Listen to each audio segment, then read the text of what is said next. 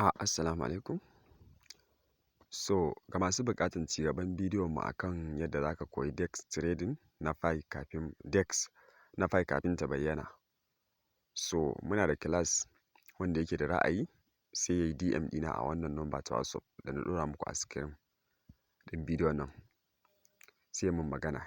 Akwai class tun daga part 1, part 2, part 3 har izuwa yadda za ka yi creating ɗin application da yadda za ka ɗora application a cikin Pi browser naka complete da kuma yadda za ka koyi coding a class ɗin namu. Insha Allahu duk wanda yake da ra'ayi dai ya yi DM ɗina ga number WhatsApp ɗina sai ya mun magana.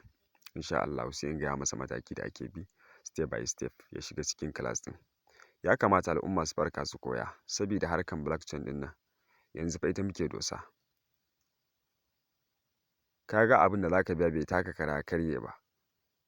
To bai fi a ce ka je gaban wani ya ta walakantar da kai gara ka tsaya ka koya ɗin ya fiye ma.